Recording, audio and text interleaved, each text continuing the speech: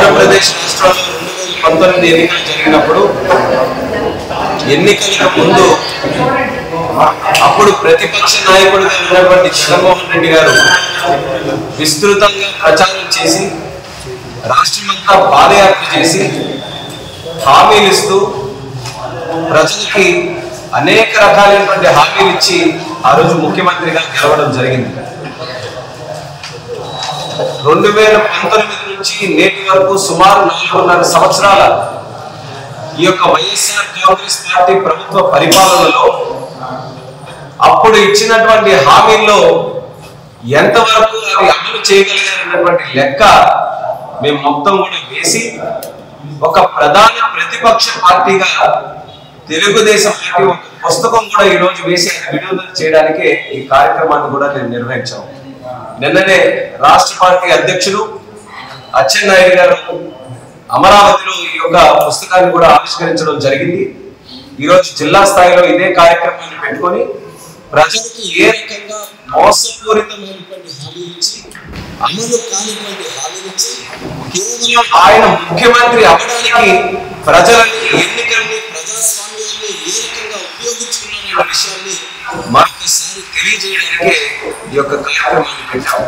హామీలు ఇచ్చారు కదా, దీని మీద ప్రస్తావించండి అంటే ఎంత అబద్ధపు మాటలు ఈ రోజు కూడా మాట్లాడుతున్నారంటే 99.5% హామీలన్నీ కూడా అమలు చేశాము. మరి పుస్తకం అందుకనే మీ తాలూకా అబద్ధాలని బట్టబయలు చేయాలనే ఈరోజు ప్రాపర్ గా ప్రతి ఒక్కటి కూడా ముద్రించి పుస్తకాలను కూడా మేము వేయడం జరిగింది. ఇది రాజకీయం కోసం వేసినటువంటి పుస్తకం కాదు. ఇది ఒక ప్రతిపక్షం కింద మీకేదో మాయ మాటలు చెప్పినటువంటి విధంగా వేసినటువంటి పుస్తకం కాదు. మీకు అత్యంత ప్రీతి పాత్రమైనటువంటి ఛానల్ ఏదైతే సాక్షి ఉందో, మీ సొంత డబ్బులతో మీ కుటుంబ సభ్యులు డైరెక్టర్లుగా ఉండి పెట్టినటువంటి సాక్షి ఛానల్ ఏదైతే ఉందో, అందులో వచ్చినటువంటి కథనాలు, అందులో మీరు మాట్లాడినటువంటి మాటలు, అందులో ఎలక్షన్లకు ముందు గొప్పగా మ్యూజిక్లు పెట్టి, బ్యాక్గ్రౌండ్ మ్యూజిక్లు పెట్టి, ఇదిగో జగన్మోహన్ రెడ్డి గారు ఈ హామీలు ఈ జిల్లా కోసం, ఈ రాష్ట్రం కోసం, ఈ ప్రజల కోసం ఇచ్చారని ఏవైతే సాక్షి ఛానల్లో మీకు నచ్చినటువంటి ఛానల్ వేశారో, ఆ మనస్సాక్షి ఛానల్లో ఉన్నటువంటివే ఈరోజు ముద్రించి మరి ప్రతి ఒక్కటి కూడా వేశాం. అన్ని రికార్డ్స్ తో సహా, వీడియో రికార్డ్స్ తో సహా అన్ని ఉంచుకొనే ఈరోజు ఈ యొక్క ముద్ర కూడా వేయడం జరిగిందని తెలియజేస్తున్నాం. డిబేట్ పెట్టమని వాళ్ళందరికీ కూడా డిమాండ్ చేస్తున్నాం. వైఎస్ఆర్ పార్టీ నాయకులు ఎవరైతే మేము 99.5% హామీలని పూర్తిగా అమలు చేశామని అంటున్నారో, ఒక్కసారి ఈ పుస్తకాన్ని మధ్యలో పెట్టి డిబేట్ చేయడానికి, ప్రజల మధ్యకి రావడానికి మీరు సిద్ధంగా ఉన్నారా లేదా సమాధానం చెప్పమని ఆ నాయకులకి, ఆ జగన్మోహన్ రెడ్డి గారికి సందర్భంగా నేను అడుగుతున్నాను. ఏమైంది జగన్మోహన్ రెడ్డి గారికి? ఒక్కసారైనా సరే ప్రెస్ ముందు ఇప్పటికైనా సరే ముందుకు వచ్చి ఒక్కసారైనా మాట్లాడారా? ఎందుకు మాట్లాడలేకపోతున్నారు? హామీలు అడుగుతారని ప్రెస్ వాళ్ళు గాని, పబ్లిక్ గాని ఎక్కడైనా సరే ఇలా పబ్లిక్ గా ఒక ప్రెస్ మీట్ పెడితే ప్రతి ఒక్క విషయంలోనూ వాళ్ళకి ప్రశ్నలు అడుగుతారని చెప్పి భయపడి ప్రెస్ కూడా పెట్టలేనటువంటి ముఖ్యమంత్రి దేశ స్థాయిలో ఎవరైనా ఉన్నారనంటే అది కేవలం జగన్మోహన్ రెడ్డి అనేది కూడా మళ్ళీ మనం తెలియజేసుకోవాలి. ఒక్క ప్రెస్ మీట్ పెట్టకుండా, ఒక్క హామీ మీద సక్రమంగా మాట్లాడకుండా ఈరోజు పారిపోయేటటువంటి పరిస్థితికి జగన్మోహన్ రెడ్డి వచ్చారు. కానీ ఈ రోజు ఉన్నటువంటి అదనంగా ఉన్నటువంటి వైఎస్ఆర్ పార్టీ మంత్రులు అనుకోవచ్చు, నాయకులు అనుకోవచ్చు, వాళ్ళ తాలూకా సలహాదారులు అనుకోవచ్చు, అందరూ కూడా అబద్ధాలు చెప్పడంలో పండితులుగా ఈ రోజు మారారు. ఏ ఒక్క విషయంలో కూడా ఈ రోజు సముద్రాన్ని చెరువు చేయండి, చెరువును సముద్రం చేయండి అంటే అవలేలలుగా అవన్నీ కూడా జిమ్మిక్కులు చేసి మాట్లాడేటటువంటి శక్తి ఈ రోజు వైఎస్ఆర్ పార్టీ నాయకుల్లో ఉంది. ఆ రోజు ఆ శక్తిని ఉపయోగించుకున్నారు. కాకపోతే మొట్టమొదటిసారిగా చేశారు కాబట్టి ప్రజలు అందరూ కూడా కాస్త మోసపోవడం జరిగింది. ప్రజలు గమనించలేకపోయారు. దొంగల్ని దొంగలుగా చూడడంలో కాస్త విఫలమయ్యారు ప్రజలు. అది అవకాశంగా తీసుకొని ఎన్ని రకాలైనటువంటి హామీలు ఇచ్చారనండి.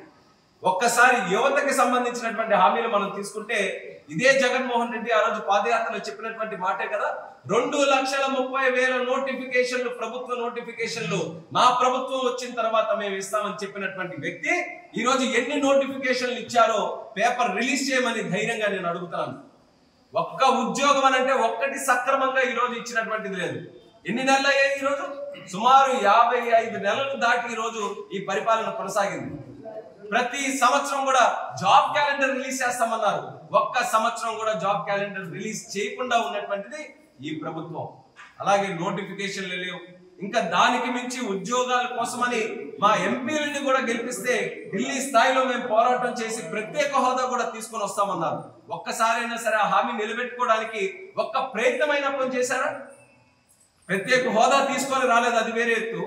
ఈరోజు దానికోసం పోరాటం కూడా చేయకుండా కనీసం ప్రత్యేక హోదా అన్న మాట కూడా మాట్లాడేటువంటి సందర్భం ఈరోజు వైఎస్ఆర్ కాంగ్రెస్ పార్టీలో కలిగిందనంటే ఎంత మాయ చేయడానికి ఈరోజు దిగజారారో ఒక్కసారి ప్రజలను కూడా గమనించమంటున్నారు.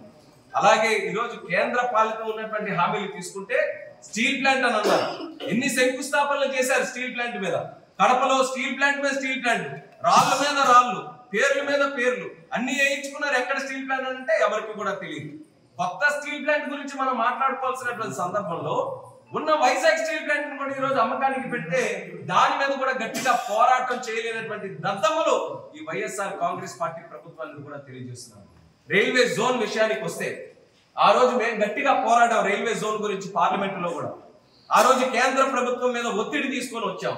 ఉత్తరాంధ్ర ప్రాంత ప్రజల తాలూకా ఊపిరిగా ఇది భావించి ఆ రోజు ఉద్యమాన్ని ఢిల్లీ వరకు పార్లమెంటు గేట్ల వరకు కూడా మేము తాకిడి చేసే విధంగా పోరాటం చేస్తే ఫిబ్రవరి 2019 ఎన్నికలకు ముందు ఆ ఒత్తిడికి అనుగుణంగా అక్కడ ఉన్నటువంటి కేంద్ర మంత్రి రైల్వే మంత్రి పీయూష్ గోయల్ గారు ఆ రోజు ఉంటే విశాఖపట్నం వచ్చి మరి అనౌన్స్ చేశారు. అంటే మా ప్రభుత్వంలో ఉన్నప్పుడు, తెలుగుదేశం పార్టీ ప్రభుత్వం ఉన్నప్పుడు అనౌన్స్ చేయగలిగాం. మా పోరాటం వల్ల ఆ రోజు ఆ ఒత్తిడికి ఆ రోజు వచ్చి కేంద్ర ప్రభుత్వం ఖచ్చితంగా రైల్వే జోన్ ఇస్తామని ప్రకటన కూడా చేసి సౌత్ కోస్ట్ రైల్వే జోన్ అన్న పేరుతోని అనౌన్స్ కూడా చేయడం జరిగింది. ఫిబ్రవరిలో అనౌన్స్ చేస్తే మే కల్లా ప్రభుత్వం మారింది. జగన్మోహన్ రెడ్డి ఆ రోజు ముఖ్యమంత్రిగా అయ్యారు. అంటే 2019 నుంచి ఈ రోజు 4.5 సంవత్సరాలకు పైగా అవుతుంటే ఎందుకు రైల్వే జోన్ వాస్తవ రూపం దాల్చలేదన్న విషయాన్ని ఈ రోజు వరకు కూడా గ్రహించలేదా ఈ జగన్మోహన్ రెడ్డి అని అడుగుతున్నాను. మొన్ననే జరిగినటువంటి శీతాకాల సమావేశాల్లో నేనే ప్రశ్న అడిగాను, ఎంత ఆలస్యం జరుగుతుంది, ఎంత జాప్యం జరుగుతుంది? అనౌన్స్ చేశారు కానీ ఒక్క బిల్డింగ్ కూడా అక్కడ కట్టలేదే, ఎందుకు కట్టలేదని ప్రశ్న అడిగితే కేంద్రం స్పష్టంగా సమాధానం చెప్పింది. 52 ఎకరాలు మేము కావాలని అడిగితే రాష్ట్ర ప్రభుత్వం దాన్ని క్లియర్ చేయలేదని. అంటే ఆఖరికి రైల్వే జోన్ తాలూకా చిక్కుముడి కూడా ఈ రోజు జగన్మోహన్ రెడ్డి వేసుకొని కూర్చున్నాడు అనేది బట్టబయలు ఈ రోజు పార్లమెంట్ ద్వారానే. దాని మీద సమాధానం చెప్పగలరా? కేంద్రం నుంచి వస్తున్నటువంటివి సర్వసాధారణంగా వాళ్ళ తాలూకా బాధ్యత ఈ రాష్ట్ర ప్రభుత్వం కానీ నిర్వర్తించుంటే ఈరోజు అన్ని కూడా వాస్తవం రూపం దాల్చడానికి అన్ని కూడా అమలయ్యేవి. కానీ వాటి మీద కూడా దృష్టి పెట్టకుండా ఎంతకాలం కూడా దోచుకుందాం దాచుకుందాం అన్నటువంటి మాట ఈ వైఎస్ఆర్ పార్టీది తప్పితే ఎక్కడా కూడా ప్రజలకు ఉపయోగపడినటువంటి కార్యక్రమాలు ఎక్కడా చేయలేకపోయారు. ఈరోజు రాష్ట్రంలో ల్యాండ్ తీసుకున్నా, శాండ్ తీసుకున్నా, వైన్ తీసుకున్నా, మైన్ తీసుకున్నా అన్నిటి మీద కూడా విస్తృతంగా ఒక మాఫియా లాగా స్ప్రెడ్ అయి అన్ని వనరులు కూడా కొల్లగొడుతున్నారు. ల్యాండ్ విషయానికి వస్తే మన ఉత్తరాంధ్రలోనే ఎగ్జాంపుల్, విశాఖపట్నానికి రాజధాని తీసుకొని వస్తామని చెప్పి ఎన్ని రకాల భూ కబ్జాలు విశాఖపట్నంలో చేశారో మనం కల్లారా మనం రోజు కూడా చూస్తున్నాం. అలాగే ఈ రోజు శాండ్ విషయానికి వస్తే తెలుగుదేశం పార్టీ ప్రభుత్వంలో ఉన్నప్పుడు సగటుగా 1500 రూపాయలకి మాక్సిమం ఒక ట్రాక్టర్ తో ఇసుక మనం ఇంటి దగ్గర వేయించుకోగలిగితే ఈ రోజు 5000 నుంచి 10,000 నుంచి 15,000 వరకు కూడా కొన్ని ప్రాంతాల్లో ఇసుక కోసం ఖర్చు పెట్టడం జరుగుతుంది. ఈ ఇసుక ధరలు పెంచి, సిమెంట్ ధరలు పెంచి, ఇలా కన్స్ట్రక్షన్ కి సంబంధించినటువంటి రంగంలో ఉన్నటువంటి ధరలన్నీ కూడా పెంచి సుమారు 120 వృత్తులలో ఆధారపడినటువంటి, కన్స్ట్రక్షన్ లో ఆధారపడినటువంటి వర్గాలు ఏవైతే ఉన్నారో, ప్రజలు ఎవరైతే ఉన్నారో పూర్తిగా ఈరోజు ఉద్యోగాలు లేకుండా, జీతాలు లేకుండా, ఇన్కమ్ లేకుండా ఈరోజు ఆత్మహత్యలు చేసుకునే పరిస్థితులు ఆంధ్రప్రదేశ్ లో వాళ్ళందరూ కూడా ఉన్నారు. దాని మీద సమాధానం చెప్పగలరా జగన్మోహన్ రెడ్డి అని మళ్ళీ మేము ప్రశ్నిస్తున్నాం. అలాగే మనం చూసుకుంటే అమ్మఒడి, నవరత్నాల తాలూకా హామీలు, అమ్మఒడి అని అన్నారు, 15,000 అన్నారు. ఒక్కరైనా చెప్పమనండి సంవత్సరంలో 15,000 మేము ఇస్తున్నామని ఒక్క నాయకుడైనా సరే. ఆ రోజు హామీలు కూడా ఇచ్చినటువంటిది ఏంటి, ఎంతమంది పిల్లలు ఉంటే అందరికీ కూడా మేము సమానంగా 15,000 పిల్లలకి చొప్పున ఇస్తామన్నారు. అది మొదటి సంవత్సరంలోనే ఆ స్కీమ్ అంతా కూడా ఎత్తేసారు, ఒక్కరికే ఇస్తామన్నారు. పోనీ ఆ ఒక్కరికైనా సక్రమంగా హామీ అమలు చేస్తున్నారనంటే అది కూడా ఈ రోజు చేసే పరిస్థితుల్లో లేదు. ఎన్ని కట్టింగులు విధించాలో, ఎన్ని రకాలుగా పథకాలని ఆపివేయాలో అటువంటివి మాత్రం అన్ని కూడా విధులు నిర్వర్తించి ఏవో ఒక రకమైన ఆంక్షలు పెట్టించి ఆ స్కీమ్స్ ను కూడా సక్రమంగా అమలు చేయకుండా ప్రజలకి చేరనివ్వకుండా ఎన్నో రకాలైనటువంటి ప్రయత్నాలు చేస్తున్నారు. అమ్మఒడి అని చెప్పి ఈరోజు ఎంత డబ్బులు ఇస్తున్నారో దానికి 5 రెట్లు నాన్న బుడ్డి అని లాగేసినటువంటి దుర్మార్గుడు ఈ జగన్మోహన్ రెడ్డి అని స్పష్టంగా తెలియజేసుకుంటున్నాడు. ఏ అన్నారండి మద్యపాన నిషేధం అనేది జగన్మోహన్ రెడ్డి చెప్పినటువంటి మాటే కదా. ఆడపడుచులు తాలూకా నెత్తి మీద ప్రమాణం చేసి మరీ చెప్పారు ఆ రోజు. మీరందరూ కూడా నాకు షర్మిలమ్మలాగే రాష్ట్రంలో ఉన్నటువంటి ఆడపడుచులందరినీ కూడా చూసి మా చెల్లి షర్మిలమ్మ ఎలాగో మీరు కూడా నాకు అందరూ కూడా అంతే, మీ కుటుంబాలు కూడా బాగుండాలనంటే రాష్ట్రంలో మద్యపాన నిషేధం జరగాలి. ఆ మద్యపాన నిషేధం నేను ముఖ్యమంత్రి అయితేనే చేయగలను, మరెవరూ చేయలేరు, నాకు ఓట్లేసి గెలిపించను అన్నారు. మద్యపాన నిషేధం ఉందా? కొన్ని షర్మిలమ్మ ఉందా? షర్మిలమ్మ రాష్ట్రంలో లేదు, వాళ్ళ కుటుంబంలో లేదు. మద్యపాన నిషేధం కూడా లేదు. ఎంత బ్రహ్మాండంగా వాళ్ళు మాటలు మారుస్తారనడానికి ఇది ఒక పెద్ద ఉదాహరణ. మేము మద్యపాన నిషేధం అనలేదే, క్రమం వారీగా మద్యపాన నిషేధం చేసుకుంటూ వస్తామని అన్నాను. మరి 4.5 సంవత్సరాల్లో క్రమంగా మద్యం తాలూకా రేట్లు పెంచుకుంటూ వెళ్ళారు తప్పితే, ఆదాయం పెంచుకుంటూ వెళ్ళారు తప్పితే ఒక బుడ్డి తక్కువ అమ్మినటువంటి సంగతి 4.5 సంవత్సరాలు ఎక్కడా కూడా లేదు. ఎంత దారుణం అనంటే మద్యం మీద వచ్చినటువంటి డబ్బుల్ని కూడా తాకట్టు పెట్టి మళ్ళీ అప్పులు తీసుకున్నారు. అప్పుల మహారాజు ఈ జగన్మోహన్ రెడ్డి. రాష్ట్రంలో సంక్షేమం చేస్తున్నాననే పేరుతో సుమారు 10 లక్షల కోట్ల రూపాయలు అప్పు తీసుకున్నటువంటి వ్యక్తి ఈ జగన్మోహన్ రెడ్డి. కేవలం పేదవాడిని మరింత పేదవాడిగా తయారు చేయడానికి ఈ సంక్షేమ పథకాలను అమలు చేస్తున్నారు, బటన్ నొక్కుతున్నారు తప్పితే ప్రజల తాలూకా జీవన ప్రమాణాలు పెరగడానికి ఎటువంటి కార్యక్రమాలు కూడా ఆంధ్రప్రదేశ్ రాష్ట్రంలో జరగట్లేదు. అందుకనే జగన్మోహన్ రెడ్డి తాలూకా ఉద్దేశం ఏంటంటే పేదవాడు మరింత పేదవాడిలా ఉండాలి. మరింత పేదవాడిలా ఉంటే ఆ ఇచ్చినటువంటి 10,000 15,000 ఆయన ఏదో భగవంతుడు ఇచ్చినట్టుగా భావిస్తాడని చెప్పి ఆయనకి మరి పేదరికం నుంచి బయటికి తీసుకొని వచ్చే ప్రయత్నం చేయట్లా. ఇంకా ఎలా పేదరికంలో చేయాలి, ఇంకా పేదరికం ఎలా చేయాలి? సరే పప్పు కొంటున్నాడా, పప్పు మీద రేట్లు పెంచండి.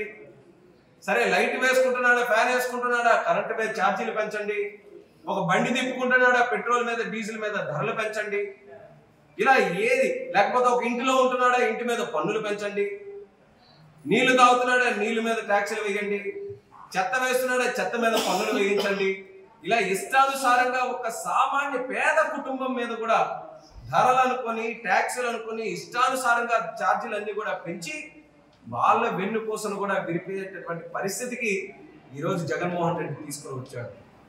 ఇలా అనేక రకాలైనటువంటి హామీలు చెప్పుకుంటూ పోతే రాష్ట్రంలో ఒక పక్కన అప్పులు పాలు చేసి కేవలం ప్రజల్ని పేదరికంలో ముంచేసి వాళ్ళతో మళ్ళీ రాజకీయం చేయడానికి మళ్ళీ ఎలక్షన్లు వచ్చాయి కాబట్టి ఒక మాయాజాలం విసరడానికి మళ్ళీ ఒక ప్రయత్నం చేస్తున్నారు.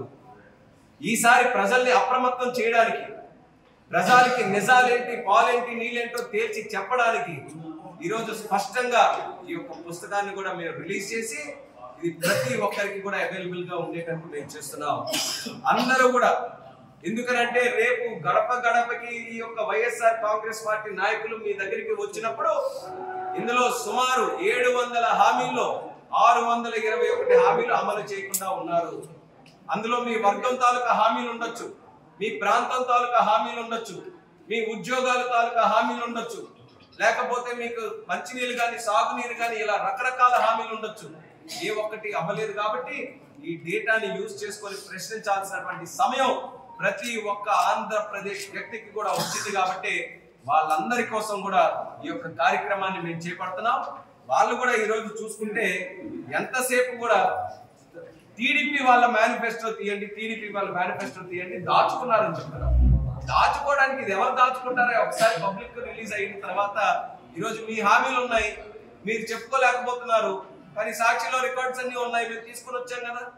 ఈరోజు డిజిటల్ ఏజ్ లో కూడా ఏదో దాచేశారు, ఎక్కడో పెట్టేశారని అంటే ఎవరు నమ్ముతారండి? ఇప్పటికీ కూడా ఎలక్షన్ కమిషన్ తాలూకా వెబ్సైట్ లో 2014లో తెలుగుదేశం పార్టీ రిలీజ్ చేసినటువంటి మేనిఫెస్టో ఈ రోజు వరకు కూడా ఆన్లైన్ లో అవైలబుల్ గా ఉంది. దాచిపెట్టాల్సినటువంటి అవసరం మాకేమీ లేదు.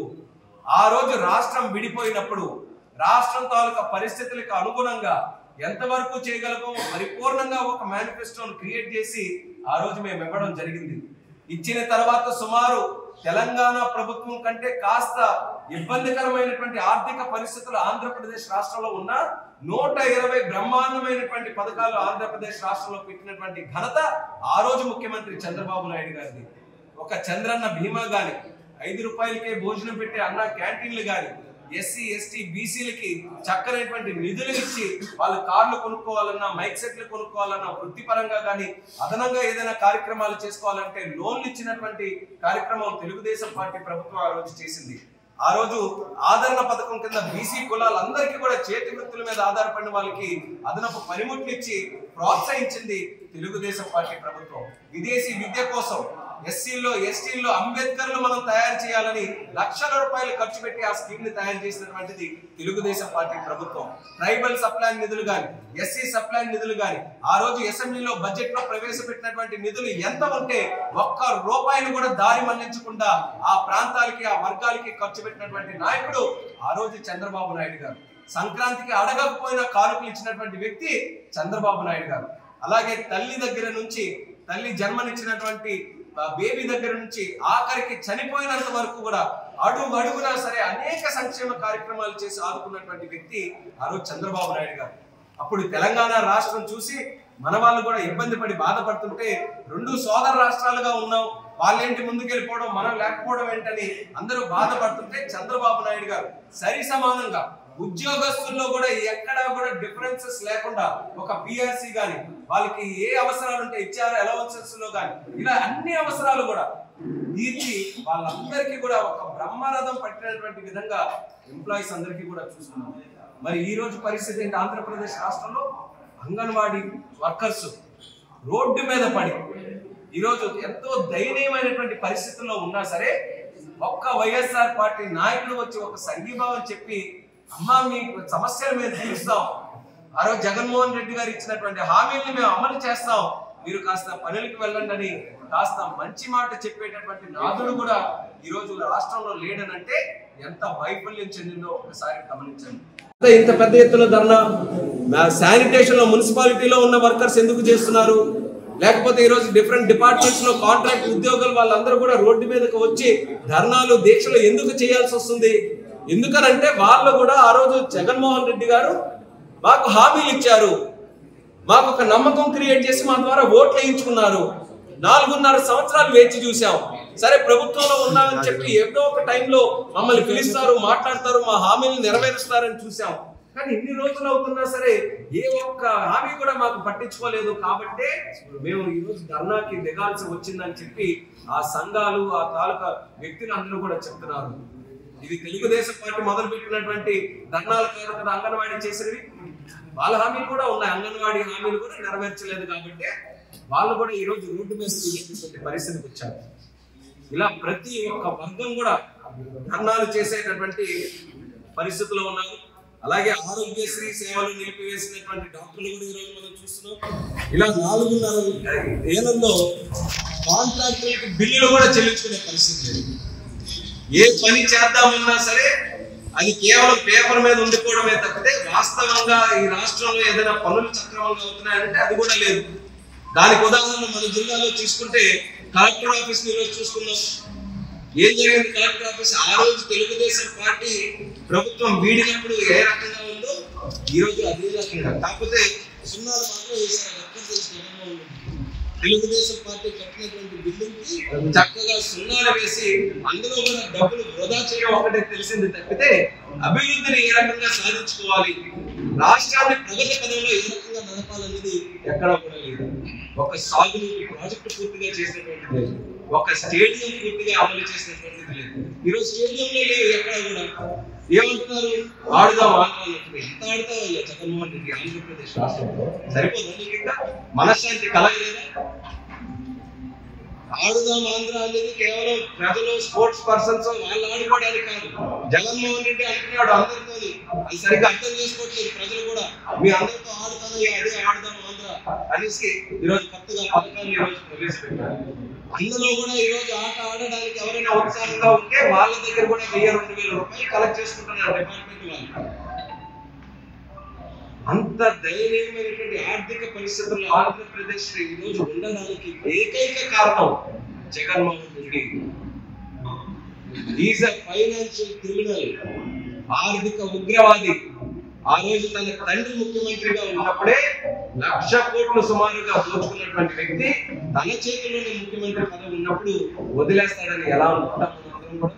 అందుకనే రికార్డు బ్రేకింగ్ స్థాయిలో ప్రపంచంలో ఏ ప్రజానాయకుడు, ఏ రాజకీయ నాయకుడు సంపాదించుకోలేనటువంటి ఆస్తి ఈరోజు జగన్మోహన్ రెడ్డి గారు ముఖ్యమంత్రిగా ఉంటూ ఈ రాష్ట్ర తాలూకా ఆస్తిని అందరినీ కూడా కొల్లగొట్టి తన మాత్రం లోటస్ పాండ్ మీద లోటస్ పాండ్లు పట్టుకుంటున్నాడు. అంతే తప్పితే ఈ రోజు రాష్ట్రానికి కానీ రాష్ట్ర ప్రజలకు కానీ ఒరిగింది ఏమీ లేదు. ఎప్పటికైనా సరే ప్రజలు మేలుకోవాలి. ఆ రోజు ఇచ్చినటువంటి హామీలు ఏంటో చక్కగా తెలుసుకొని వైఎస్ఆర్ కాంగ్రెస్ పార్టీకి, జగన్మోహన్ రెడ్డికి ప్రశ్నించే స్థాయిలో ప్రజలు కూడా చైతన్యవంతంగా ముందుకు రావాలని మేము కోరుకుంటున్నాం. మేము ఎలాగో ఇది రిలీజ్ చేశాం కాబట్టి వైఎస్ఆర్ కాంగ్రెస్ పార్టీ నాయకులు కూడా ప్రెస్ మీట్లు పెట్టి మరి వాళ్ళు కూడా బూతులు తిట్టడానికి సిద్ధంగా ఉంటారు. ఆ బూతుల మధ్యలో మీకు ఏదైనా సమయం ఉంటే మాత్రం మీరు ఇచ్చినటువంటి హామీలు ఏవైతే ఉన్నాయో రికార్డులతో సహా జగన్మోహన్ రెడ్డి అక్షరాల ఆయన మాటల్లో హామీలు ఇచ్చినటువంటివి అన్ని కూడా పొందుపరిచి పుస్తకంలో పెట్టాం. ప్రతి ఒక్కటి కూడా మీరు ఇన్ కేస్ ఏదైనా ఇందులో తప్పుగా ముద్రించామని మీకు అనిపిస్తే ఏ నాయకుడికైనా చెప్తున్నాను, మీరు వచ్చి మేము ఇందులో రిలీజ్ చేసినటువంటిది ఆ హామీ మీరు ఇవ్వలేదయ్యా అని చెప్పినటువంటి మాటైనా ప్రజలకు మీరు చెప్పండి. ప్రత్యేక హోదా రాలేదు, అది మీరు హామీ ఇచ్చారని మేము పెట్టాము. మీరు రండి ముందుకి, మేము ప్రత్యేక హోదా మేము హామీ ఇవ్వలేదండి, జగన్మోహన్ రెడ్డి గారు ఎక్కడ మాట్లాడలేదు అని మాట చెప్పండి. అంగన్వాడీలకి తెలంగాణలో వస్తున్నటువంటి ఆ ఇన్కమ్ కంటే 1000 రూపాయలు అదనంగా వస్తారన్నది అది అమలు కాలేదు, అది కూడా ఒకటి మిస్ చేశాం. అది కూడా ఇవ్వలేదని ధైర్యంగా చెప్పాలండి మంత్రులకు కానీ ఎమ్మెల్యేలకు కానీ. సో ఆ రకమైనటువంటి డిబేట్ చేసి ఈ పుస్తకాన్ని న్యాయం చేయమని కూడా వైఎస్ఆర్ కాంగ్రెస్ పార్టీ నాయకులందరికీ కూడా తెలియజేస్తున్నాం. ఇంకా మోసం చేసేటటువంటి రోజులు అన్ని కూడా పూర్తయ్యాయి. బాబాయ్ హత్య కేసు మోసం చేశారు ఆ రోజు ప్రజలకి, పింక్ డైమండ్ అలాగే మోసం చేశారు, అలాగే కమ్యూనిటీల మధ్యలో చిచ్చులు పెట్టి మోసం చేశారు, ప్రాంతాల మధ్యలో చిచ్చులు పెట్టి మోసం చేశారు. ఇలా రాష్ట్రాన్ని చల్లా చెదురు చేసి ఆ రోజు మీ ఓట్ల కోసం రాష్ట్రాన్ని సర్వనాశనం చేసి గెలిచారు. ఆ ఉన్న రాష్ట్రాన్ని ఈ రోజు ఇంకా పీక్కొని తిరుగుకొని ఈ రోజు ఆంధ్రప్రదేశ్ రాష్ట్రాన్ని అసలు భారతదేశంలో లేకుండా చేయడానికి ఒక ప్రయత్నం ఈ రోజు వైఎస్ఆర్ కాంగ్రెస్ పార్టీ చేస్తుంది. అందుకనే ప్రతిపక్ష శక్తుల కింద ఈ రోజు ఉన్నటువంటి తెలుగుదేశం పార్టీ కానీ, జనసేన కానీ అన్ని కూడా కలిసి రాష్ట్రాన్ని మళ్ళీ గాడిలో పెట్టాలి, ప్రజాస్వామ్యాన్ని కాపాడాలనే ఆలోచనతో ఈ రోజు కలిసికట్టుగా పోరాటం చేస్తున్నాం. 120 సీట్లు దాటి ఖచ్చితంగా ఈ యొక్క పొత్తుతో ఉన్నటువంటి ప్రభుత్వాన్ని ఏర్పాటు చేస్తామన్నది కూడా ఈ సందర్భంగా తెలియజేస్తూ మీడియా మిత్రులందరికీ కూడా మరొకసారి ధన్యవాదాలు తెలియజేస్తూ సెలవు. మేము రాష్ట్రానికి రావాల్సినటువంటి హక్కులు ఏవైతే ఉన్నాయో దానికోసం ఖచ్చితంగా మా పోరాటం మేము చేస్తాం.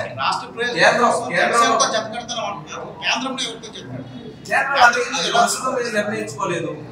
రాష్ట్రంలోనే మీరు ఎంత పెద్ద దొంగ పెట్టుకుని కేంద్రంలో ఆలోచించుకోండి అంటే ఏం ఆలోచిస్తాం? ముందు ఇంటిని చూసే కదా బయటకు వెళ్ళాలని అంటారు. సో ప్రస్తుతం ఉన్నటువంటి కాన్సన్ట్రేషన్ కానీ ఎనర్జీ కానీ రాష్ట్రంలో ఈ దొంగని ఎలా తరిమి కొడదామన్న ఆలోచనతో మేము ఉన్నాం.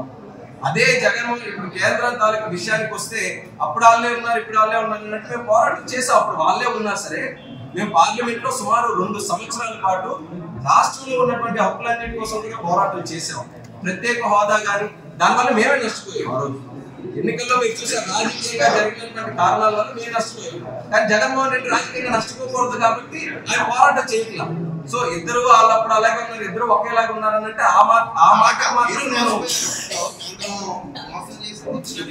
కానీ మేము పోరాటం చేసాం కదా. ఆ పోరాటం ఎందుకు చేయలేకపోతున్నారు? ఆ పోరాటం ఎందుకు వీళ్ళు చేయలేకపోతున్నారు? ఇప్పుడు మేము పోరాటం చేసి ఆ హక్కులన్నీ కూడా కంటిన్యూస్ గా ఉండేటట్టుగా ఒక ప్రయత్నం చేసి నడిచేది. ప్రజల్లో కూడా ఇంకా సాధించుకోవాలనేటువంటి నానుడు ఉండేది. ఈ రోజు ఆ పోరాటాలు అంతా కూడా ఈ రోజు గాలిలో కదిలేశారు. ఒక్క విషయంలో కూడా ఎక్కడ పార్లమెంట్ లో లేవనెత్తలేదు. లాస్ట్ కి ఎంత పరిస్థితికి వచ్చిందంటే రైల్వే జోన్ లో కేంద్రమే తిరిగి మళ్ళీ రాష్ట్ర ప్రభుత్వం మీద ఈ రోజు వేలు చూపించే పరిస్థితి వచ్చింది. మీరే ల్యాండ్ ఇవ్వట్లేదు. అంత మాట ఎందుకు తెచ్చుకోవాలి రాష్ట్ర ప్రభుత్వం? ఈ రాష్ట్ర ప్రభుత్వం ప్రాపర్ గా స్పందించుంటే మీరన్నింటిగా కేంద్రం చేస్తుంది తప్పులు కాబట్టి మనం పోరాటం చేయడానికి ఉండొచ్చు. కాబట్టి ఈ రోజు వైఫల్యం చెందింది కేంద్ర ప్రభుత్వం కంటే రాష్ట్ర ప్రభుత్వం ఎక్కువ వైఫల్యం చెందింది. కాబట్టి వాళ్ళని ప్రశ్నించాల్సినటువంటి బాధ్యత. ఆ గ్రావెల్ ని లేకపోతే అక్కడ ఉన్నటువంటి రాళ్ళని ఇవన్నిటిని కూడా ఒక వ్యాపారంగా చేసుకొని కొంతమంది వ్యక్తులు నడిపిస్తున్నారు తప్పితే అక్కడ వాస్తవంగా పనులు ఎంతవరకు జరుగుతున్నాయి, అక్కడ ప్లానింగ్ ఏంటి, ఎన్ని ఎకరాల్లో ఎంతవరకు మేము కడుతున్నాం, ఎప్పుడు పూర్తి చేస్తాం అనేది స్పష్టంగా ఈ రోజు వరకు కూడా లేదు. కేవలం కొంతమంది వ్యక్తుల చేతుల్లో అక్కడ ఆ పోర్టు తాలూకా పనులు చేయించి ఎన్నికలు వచ్చాయి కాబట్టి డబ్బు సంపాదించుకునేటటువంటి ఒక ప్రాజెక్ట్ కింద పెట్టుకున్నారు తప్పితే ప్రజలకి చిత్తశుద్ధిగా ఉండుంటే వాస్తవం భావనపాడు దగ్గర పోర్టు వచ్చేది. ఎందుకు మార్చాల్సి వచ్చిందో వాళ్ళు సమాధానం చెప్పాలి. అలాగే కార్యక్రమాల్లో కూడా ఎక్కడ క్లారిటీ లేకుండా వాళ్ళు చేస్తున్నారు.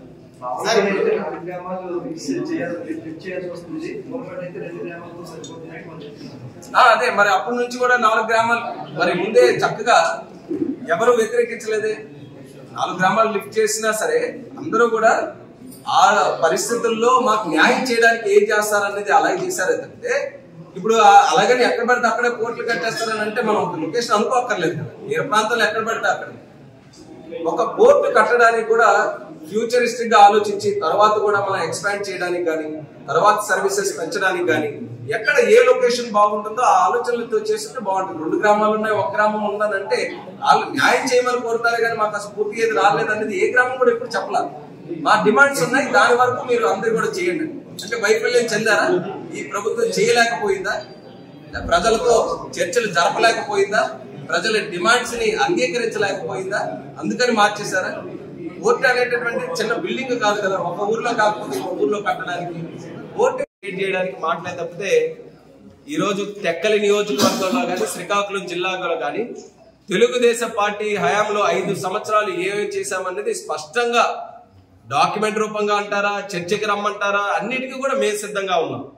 ఒక ఇరిగేషన్ లో కానీ, ఎడ్యుకేషన్ లో కానీ, లేకపోతే ఎంప్లాయ్మెంట్ లో కానీ, ఇలా ఏ రంగంలో తెలుగుదేశం పార్టీ ప్రభుత్వం చంద్రబాబు నాయుడు గారు ముఖ్యమంత్రిగా ఉన్నప్పుడు ఆ రోజు మేము కూడా ప్రజాప్రతినిధులుగా ఉన్నాం. మా మీద కూడా బాధ్యత ఉంది. మేము ఏమేమి చేశామనేది చెప్పడానికి మేము సిద్ధంగా ఉన్నాం. మీరు ఈ రోజు చెప్పడానికి మీరు సిద్ధంగా ఉన్నారా అనేది మేము కూడా పిలుపునిస్తున్నాం. ఆయన ఊరికే మాటలు చెప్పి ఊరికే తప్పించుకోవడం కాదు. చర్చకి సిద్ధం అని అంటే రమ్మనండి. చర్చలోనే భాగంగా ఇది కూడా మేము రిలీజ్ చేస్తున్నాం. మీరు ఇచ్చినటువంటి హామీలే, మీరేం చేశారో మీరు చెప్పమనండి. అది ఏదో చేయలేక ఏదో ఇష్టం వచ్చినట్టు మాట్లాడి కాంట్రవర్సీ క్రియేట్ చేసి యూట్యూబ్లో లైకుల కోసం, యూట్యూబ్లో వీడియోల కోసం అలా చేయమనంటే మేమందరం అలా చేయలేము. మేము రాజకీయాలు చేస్తున్నటువంటిది ప్రజల కోసం, ప్రజలకు బాగు చేయాలని. సో ఉపయోగకరమైనటువంటి చర్చలు ఉంటే చెప్పండి. ఇష్టం వచ్చినట్టుగా ఈరోజు యూట్యూబ్ల కోసం ఈరోజు మాట్లాడతామంటే దానికి నేను సిద్ధంగా లేను. ఈరోజు చర్చకి మీరు సిద్ధంగా ఉంటే దీంతోనే మొదలు పెట్టండి. కాపీ పంపిస్తాం. ఎన్ని హామీలు ఉన్నాయి జిల్లాలో కూడా, శ్రీకాకుళం జిల్లాలో కూడా సభలు పెట్టి ఏమేమి ఇచ్చారో అవి కూడా మేము పొందుపరిచాం. దాని మీద మీరు అందరూ కూడా ఇచ్చేయండి.